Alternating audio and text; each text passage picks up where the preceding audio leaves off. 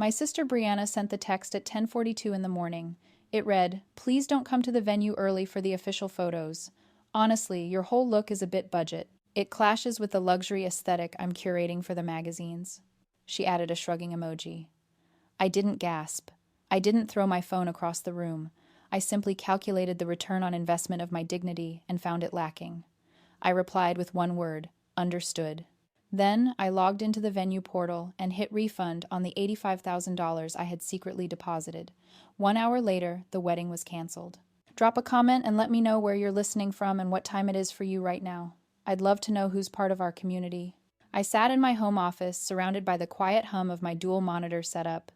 To anyone looking in my apartment, probably did look budget. I rented a 1-bedroom in a pre-war building because I preferred high ceilings to high rent. I drove a 6-year-old sedan because it was paid off. My furniture was mid-century modern, but I'd restored most of it myself. In my sister Brianna's world, value was something you wore on your body or posted on Instagram. In my world, value was liquidity, compound interest, and the ability to sleep at night without debt. I read her text message one more time, analyzing it not as a sister but as a forensic accountant looking for a discrepancy. "You're too poor." The logic was fascinatingly flawed. Brianna assumed with the absolute confidence of the golden child that the $85,000 securing her dream venue had come from our parents, Kenneth and Patricia. She thought I was just a guest she could shuffle around to protect her aesthetic. She didn't know that 3 months ago our father had called me in a panic, admitting he didn't have the cash for the deposit, begging me to front it so he wouldn't lose face in front of the groom's wealthy family. I had wired the money directly to the venue to save him from humiliation. I hadn't even asked for a thank you. I just filed the receipt. But Brianna's text had just voided the contract. I didn't feel sad. I felt the cold, sharp clarity of an auditor finding a massive error in the books. I opened a new tab on my browser and navigated to the client portal for the Vanderbilt Estate in Newport, Rhode Island. The login screen greeted me with a picture of the manicured lawn where Brianna planned to take the photos I was now banned from. I typed in my username and password. Access granted. The dashboard loaded, displaying the countdown clock, 4 days until your dream day. Below it sat the financial summary. Venue deposit, $60,000. Status paid. Secondary catering retainer, $25,000. Status paid. Total balance, 0. I stared at the numbers. That was my savings. That was 5 years of 60-hour weeks, skipped vacations, and bag lunches. It was the down payment for a house I hadn't bought yet because I was too busy buying my family's approval. I moved my mouse to the Payment Methods tab. My personal bank account was the only one listed. There was a small gray button in the bottom right corner labeled Cancel Booking and Request Refund. The site popped up a warning box. Cancellations made within 30 days are subject to a 5% processing fee. The remaining balance will be returned to the original form of payment immediately. This action cannot be undone. Do you wish to proceed? I didn't hesitate. I calculated the 5% loss as a necessary expense for freedom. It was cheaper than a therapy bill. I clicked confirm. The screen buffered for an agonizing 3 seconds. Then the page refreshed. The countdown clock disappeared. The status changed from confirmed to canceled. A green banner across the top read, "Refund processed. Please allow 3 to 5 business days for funds to appear." I sat back in my chair. The room was perfectly silent. I took a sip of my coffee, which was still warm. It hadn't been a scream or a fight. It was just a click. But in that silence, I felt the shift of tectonic plates. The foundation of their lifestyle had just evaporated, and they were still busy worrying about the aesthetic. I closed the laptop. It was done. I leaned back in my chair, the silence of my apartment wrapping around me like a heavy blanket. It was a stark contrast to the noise inside my head, where memories were replaying like a corrupted video file. Why had I done it? Why had I paid $85,000 for a party I wasn't even wanted at? The answer wasn't simple. It wasn't just generosity. It was conditioning. I closed my eyes and let myself drift back not to last week, but to 15 years ago. I was 17. It was a Tuesday evening, and the kitchen smelled of roasted chicken and unspoken tension. My father, Kenneth, was at the head of the table, cutting his meat with precise, angry strokes. He'd just lost another client, a misunderstanding he called it, but even then I knew it was incompetence, masked as bad luck. My mother, Patricia, was sipping her wine, her eyes darting between him and the empty space where money should have been. "Morgan," my father had said, not looking up. "We need to talk about your college fund." I remember the cold knot that formed in my stomach. I had been saving since I was 12, babysitting money, birthday checks, cash from tutoring the neighbors' kids. It wasn't a fortune, but it was my escape plan. "We need to borrow it," he said. It wasn't a question. "Just for a few months. To cover the mortgage until this new deal comes through." I had nodded. Of course I nodded, because in the unspoken rulebook of our family, my role was the financier. I was the practical one, the sturdy one, the one who didn't need new clothes or dance lessons. My value was measured in utility. I was an asset to be leveraged. Then there was Brianna. She was 14, sitting across from me, picking at her food. She had just asked for a new dress for the spring, formal, something expensive and impractical. My mother had beamed at her. "Of course, darling. You have to look the part. You're going to be stunning." That was the dynamic. I was the engine room. Brianna was the figurehead. I kept the ship moving. She made it look beautiful. I was praised for saving. She was praised for existing. Over the years, the loans became gifts and the requests became demands. Tuition for Brianna's private college because she's not built for state school. A down payment on a car because image matters in her industry. I paid it all. I paid because every check I wrote felt like buying a ticket to their love.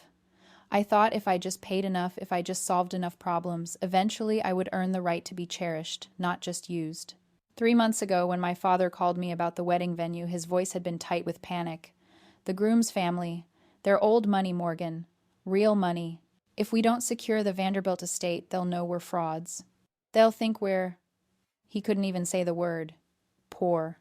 "Please," he had begged. "Just handle it. For the family." So I did. I wired $85,000 of my own savings directly to the venue. I told myself I was saving my father from humiliation.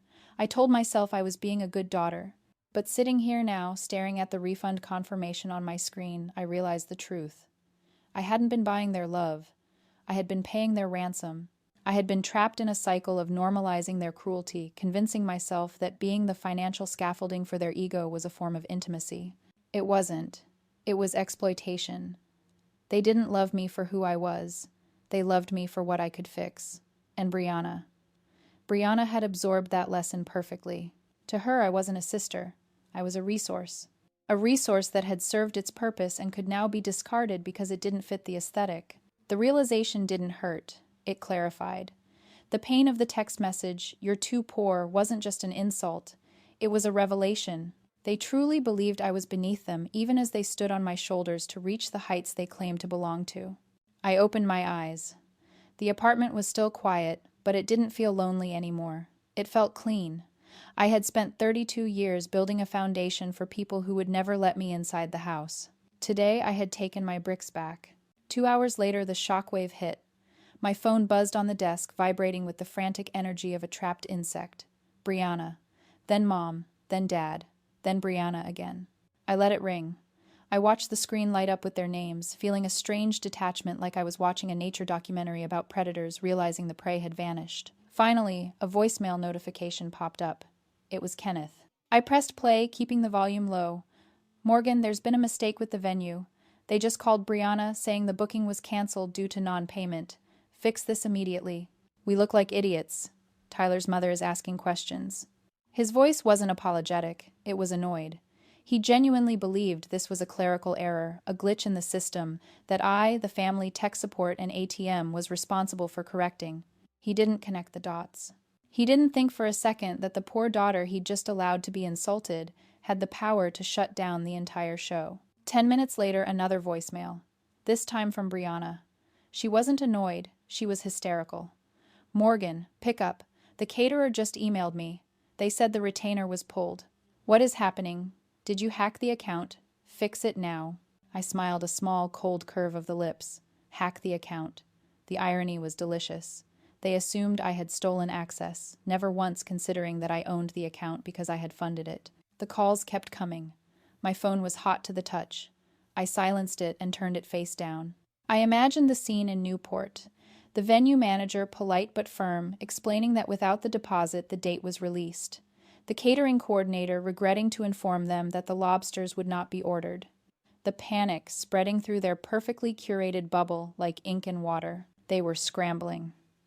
I knew exactly what they were doing, checking credit cards that were maxed out, calling banks that would decline them, trying to find liquidity in a life built on leverage. Kenneth would be sweating through his linen suit, making excuses to Tyler's parents about a banking error. Patricia would be frantically trying to soothe Brianna, who was likely hyperventilating over the disruption to her Instagram rollout. And me? I was sitting in my budget apartment, drinking a glass of water and watching the sun move across the floorboards. I wasn't done. This was just the aesthetic panic. The real blow was yet to land. They still thought this was about money. They didn't realize it was about exposure. I opened my laptop again. It was time for the professional escalation. I wasn't going to scream back. I wasn't going to engage in a text war. I was going to speak the only language they respected: documentation.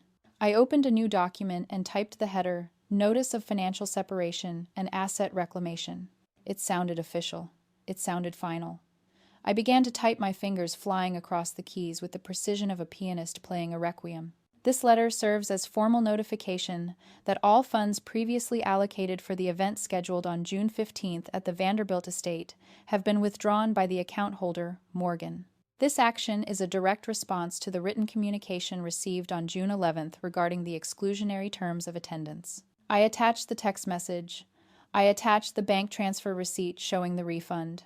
I attached the original deposit confirmation. Then I did something petty, something necessary. I added a line at the bottom: please direct all future financial inquiries to the primary beneficiaries of the event, Kenneth and Patricia, as I am no longer a stakeholder in this venture. I saved the document as a PDF. I titled it The Invoice. Then I opened my email. I typed in Brianna's address, then Kenneth's, then Patricia's. And then with a steady hand, I added one more recipient to the BCC line: Tyler, the groom. It was the nuclear option. Tyler didn't know the truth about the money. He thought my parents were funding this wedding as a gift. He thought he was marrying into a family of means. Sending this to him wasn't just canceling the wedding. It was lighting a flare in the middle of their deception. I hovered over the send button. My heart rate didn't even spike. I wasn't afraid of the fallout. I was the fallout. I clicked send. The email whooshed away. The aesthetic panic was about to turn into a forensic audit, and I was the only one with the receipts. I didn't close my laptop after sending the email. That would have been an emotional reaction, a mic drop moment. I don't do mic drops. I do data preservation. I knew my family. The moment they realized I had nuked their narrative, they would try to scrub the evidence. They would delete emails, shred documents, and gaslight me into believing I had imagined the whole arrangement. But I was a forensic accountant. I knew that the cover-up is always sloppier than the crime. I opened the shared family cloud drive. I had set it up for them 5 years ago to manage tax documents and property deeds. I still had administrative access. My fingers moved across the trackpad with practiced efficiency. Select all, download, archive. While the progress bar crawled across the screen, I started sifting through the wedding planning folder my mother had shared with me months ago, back when they still needed me to organize vendor contracts. I wanted to make sure I had a copy of the catering agreement I had just voided. I scrolled past the mood boards and the floral mock-ups. Then a file name caught my eye. Wire. Confirmation. Vanderbilt. Kenneth. PDF. I frowned. I hadn't created that file. I clicked it open. It was a wire transfer receipt from the bank dated 3 months ago. It looked official. It showed a transfer of $85,000 to the Vanderbilt estate. But the sender wasn't me. It was Kenneth and Patricia. I leaned closer to the screen, toggling my view to 200%. The font on the sender's name was slightly pixelated compared to the bank logo. The alignment on the date was off by maybe a millimeter. To a layman, it looked perfect. To an auditor, it looked like a felony. I checked the file's metadata. Created Adobe Photoshop. Author Brianna. I sat back, the breath hissing out of me. They hadn't just used my money. They had erased me from the transaction entirely. Brianna had taken my legitimate confirmation, photoshopped our parents' names over mine, and saved it as proof of their wealth. But who was this for? The venue already had the money. They didn't care whose name was on the receipt. I went into my father's outbox on the shared server. I searched for the file name. There it was. An email sent 2 months ago to Charles Wellington, the third Tyler's father. The subject line read, Venue secured. Our gift to the kids. The body of the email was nauseatingly casual. Charles just wanted to send over the confirmation for the estate. Patricia and I are thrilled to handle this. We want the kids to start their life without worry. Let's grab lunch at the club next week. The realization hit me with the force of a physical blow. This wasn't just about a wedding. This was a Ponzi scheme of social status. Kenneth was broke. He had zero liquidity. But he needed the Wellingtons, Tyler's old money family, to believe he was their equal. He had used my life savings to buy his way into their circle, claiming my capital as his own. And that meant my refund hadn't just canceled a party. When I pulled that money back, the venue's automated system would have sent a payment voided notice to the contract holders. But since I had BCC'd Tyler on my notice of financial separation, he was about to see two conflicting realities. My real receipt showing I paid it, and his father's fake receipt showing Kenneth paid it. The math wouldn't add up. And when rich people see math that doesn't add up, they don't get angry. They get legal. I looked at the screen at the Photoshop forgery that was about to destroy my father's reputation far more thoroughly than any rumor could. I hadn't just exposed him as cheap. I had exposed him as a fraud. I saved the file to my desktop. I dragged it into a folder labeled Evidence. My phone started ringing again. This time it wasn't Brianna. It wasn't my mother. It was the landline from my parents' house. The one they only used for emergencies. I didn't answer. I just watched the light blink cold and steady like a warning beacon on a shoreline I was already sailing away from. I had the spreadsheet. I had the truth. And now I had the kill shot. The knock on my door came at 9 p.m. It wasn't the aggressive pounding of a father coming to discipline a child. It was a weak, hesitant sound, the kind made by someone who knows they are trespassing on patience that has long since run dry. I opened the door. Kenneth and Brianna stood in the hallway. They looked like refugees from a lifestyle magazine that had gone out of print. My father, usually a tower of bluster and cologne, looked shrunken inside his linen suit. His tie was loose, his collar unbuttoned. He looked old. Brianna was worse. The luxury aesthetic was gone. Her eyes were red-rimmed, her face patchy without the ring light, her posture collapsed. "The Wellingtons pulled out," Kenneth said. His voice was a rasp. "Charles called me an hour ago. He saw the email. He saw the discrepancies. He called off the wedding." I leaned against the doorframe, crossing my arms. I didn't invite them in. My apartment, the budget space they had looked down on for years, suddenly felt like a fortress. "We can fix it," Brianna whispered, stepping forward. "If you wire the money back right now. If you send a correction, saying it was a misunderstanding. We can tell them it was a banking error. We can save the date." She reached out to touch my arm, her hand trembling. "Morgan, please. It's my wedding. It's everything." I looked at them, really looked at them, and felt a strange sensation wash over me. It wasn't anger. It wasn't satisfaction. It was pity. For my entire life, I had been intimidated by these people. I had been cowed by my father's booming voice and my sister's icy judgment. I had believed their arrogance was an intrinsic quality, a superpower they possessed that I lacked. I thought they were better than me because they acted better than me. But standing there in the fluorescent light of the hallway, I finally understood the mechanics of their power. It wasn't real. It was a rental. Their confidence, their status, their ability to look down on me, it had all been purchased. And I was the one who had footed the bill. They were like actors who didn't realize the play had been canceled. Without my capital backing their performance, they weren't the patriarch and the princess. They were just two broke people in expensive clothes they couldn't afford to dry clean. Their authority was a subscription service, and I had just canceled the auto-renew. "I'm not sending a correction," I said. My voice was quiet, but in the silence of the hallway it sounded like a gavel drop, because there was no error. "You're ruining us," Kenneth hissed, a flash of the old anger, trying to ignite but sputtering out for lack of fuel. "Do you know what you've done? The Wellingtons think I'm a liar." "You are a liar, Dad," I said. "You forged a bank document. That's not a misunderstanding. That's fraud. And I'm not going to be an accessory to it anymore." Kenneth flinched as if I'd struck him. He looked at Brianna, then back at me, searching for a lever to pull a button to push. But he had stripped the gears years ago. He had no leverage left. No tuition to threaten, no approval to withhold, no inheritance to dangle. He was empty. "Morgan," he said, his voice breaking, "we're family." "I know," I said. "That's why I'm not calling the police about the forgery. Consider that my wedding gift." I stepped back. I didn't slam the door. I didn't need to. I just closed it gently, but firmly extinguishing the view of their desperation. The lock clicked into place. It was the loudest sound in the world. I leaned my forehead against the cool wood of the door, listening to the silence on the other side.